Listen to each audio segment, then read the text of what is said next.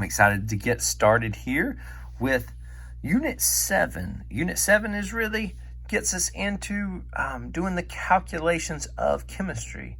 And these will be skills each day that are really straightforward. You really don't have to know too much about the things that we've learned up to now in order to do the rest of the 2 units. So you can pick up right here. So again, this is going to be a big numbers thing. You'll want to have a calculator with you, and a scientific calculator is preferred, but you can pretty much go on a basic calculator. But PA 7a.1, we're going to learn how to determine molar mass. What is the molar mass of an element and of a compound today? So that's what we want to do. So let's go ahead and start. Go ahead and put your name on your half sheet. All right. Okay, so in order to find numbers of chemistry, you're going to need your periodic table. So you can use the periodic table that I've given to you, or you can just pop online and grab one, or you can use the one that I have, the new one that I've uploaded to you. So I want to show that to you here, and because we're going to be using the average atomic mass, which is this number that's underneath. It's the number we have not used up to now. Now, the periodic table that you were given to start the semester was this one. Notice that the numbers can have 5 or even 6 decimal places sometimes. We are not going to use, I would recommend you not using this one, just because we don't want to focus on rounding. So at this point, I really want to be able to just practice the skills. And so if this is the only one and you don't want to use the one on the computer, then what you're going to need to do is every time you use average atomic mass, you're going to need to round off to 2 decimal places. So hydrogen would be 1.07 would make the 0 turn into a 1. So 1.01. All right, 6.94. Okay, now the one that I've uploaded, you can see that's already done for you. Okay, the only thing is you will see on hydrogen it has 1.008. We'll just use 1.01. Okay, but everything else you'll see it's already rounded for you, and I've adjusted magnesium to be 24.31 just to be in line with current average atomic mass, and I've also adjusted sulfur to be 32.07 instead of 6. So those are the only adjustments to it. But all right, but you're going to use this. So let's go ahead and look at how do you find molar mass. Well, molar mass is just what is the mass of 1 mole of that element or compound. Well, we haven't learned what this word mole means yet, but we'll learn that here in here today, or actually tomorrow. And so but what does it mean to have molar mass? Well, molar mass is not just one of these elements, not just one sodium, but you actually have a mole of them. A mole is equal to, we'll go ahead and learn this now. And so a mole in chemistry is equal to 6.02 times 10 to the 23rd atoms. So not just one of the atoms, but 6.02 times 10 to the 23rd power of those atoms.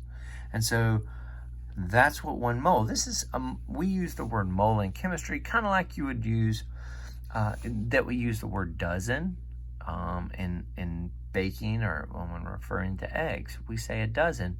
We all know that's 12. It's the same way we use the word pair. When you have a pair of something, you're saying you have 2 of them. If you say you have a gross of something, that's 144. And so these are just words that mean an amount, and that's what a mole is in chemistry. So when we say what is the molar mass, it's the mass of 6.02 times 10 to the 23rd atoms of sodium, not just one sodium. Well, how do you find that? Well, what's cool is it corresponds with the average atomic mass that's on your periodic table, but instead of it standing for, remember the unit we said that this number stood for? Anybody remember that way back when we talked about an atom? Yeah, we said that was an AMU, but now what we do when we have that was for one atom of sodium or whatever element we're talking about is in AMUs. But this is for a mole of them, or 6.02 times 10 to the 23rd of them. So what we do is we take that same number, but instead of it being AMU, we change it to grams. Okay? So sodium's molar mass is the same as the average atomic mass in grams. Okay, so we're going to go sodium 22.99. Oops, sorry, 22.99, and we're going to put grams. Okay, that's its molar mass. Right? Let's try another one. What about iron? Okay, we're going to look, find iron. Iron molar mass 55.85. Okay, 55.85, and it is grams. Okay, so that's how straightforward it is to find a molar mass of an element. Just look it up on the periodic table, change that. If you don't have a periodic table that has it already rounded to 2 decimal places, then round it off to 2, and then add the unit grams. Okay? All right, so let's add a little more. Let's learn the second skill here. The second skill we want to learn today is to determine the molar mass of compounds. Okay, so determine molar mass of compounds, not just an element, but now we want to find it for a compound. Well, a little different, and I've set you up a little chart here to help you kind of lay it out here at first, but later on I'm not going to give you these charts, and so you should be able to just do this process, okay? So what's the molar mass of this compound? Well, here's the compound. It's iron chloride. It's actually iron 3 chloride because iron is a transitional metal, so that would be called iron 3 chloride. And it's a 3 because this 3 came from iron. But that means we have how many atoms of iron? Well, we only have 1 atom of iron. Well, how many atoms of chlorine do we have? Well, we have 3. So now when we're finding the molar mass of a compound, we're not just finding the mass of each element, we have to find the mass of how many of each element we have.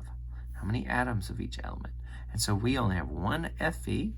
Fe, which we already looked up, was 55.85 grams. Okay. We have 3 chlorines. We didn't look that up earlier, but we can look it up now.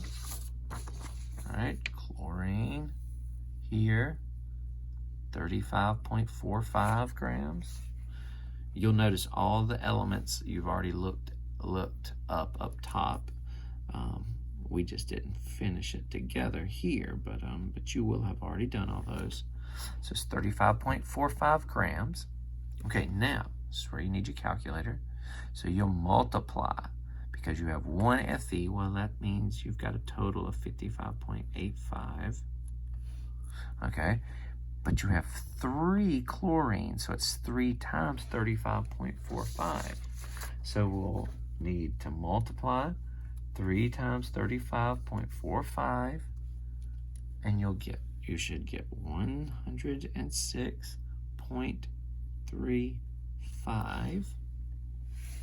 Okay. So that means you've got 55.85 grams of iron, and 106.35 grams of chlorine. So how much does this whole thing weigh? Well, then you're just going to add these two together. That only makes sense, right? So you're just going to add those two together.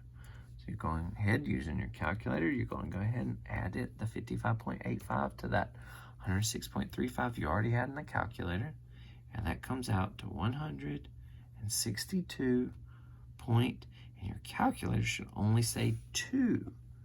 But you should remember that in significant digits, if you're adding two numbers, if there's numbers in that decimal place or in any place, if there's numbers that are not zeros in both places, then that means you have to have a number in your answer there. So 5 and 5, though it's a 0, we still write it there, okay? So we still write it. Now, what unit is this answer in? Make sure you include the unit here, because it's not AMU, it's grams. It's not kilograms. It's not pounds. It's not ounces. It's grams. So our answer is 162.20 grams. All right? So you'll go ahead, you'll complete those. You can see, and I'll flip to the back. You'll continue to do them even on the back here. What I've done is I've actually kept the charts on here for you. I meant to take those off, but just to get you used to making your own little chart. But anyway, well, let's go ahead and do the first one together. This is calcium bromide. Calcium bromide, we have what elements? Well, we know we have calcium, we have bromine. Okay, how many calciums do we have? We have 1. How many bromines do we have? We have 2. Okay, calcium's molar mass. Again, we'll look on our periodic table. That's 40.08. Bromines, 79.90. All right, 1 times the numbers the same. Oops. And be very careful not to write the wrong numbers out like I just started to do. All right, now we have to multiply this. So we're going to go 2 times 79.90. It's 159.80. Now you're simply going to add that to the 40.08. And that comes out to the 199.88. What unit? Correct, grams. Okay. All right. Well, I will let you guys work through, complete the rest of them. You have 14 of them to do on your own, and that's what your score will come from for each one. Just make sure you take a picture of the front and the back. Make sure you include your name up at the top there, and if you have any questions, make sure to post them in the comments, and I'll be sure to respond to them. All right. Hope you're doing great, and remember, we got this.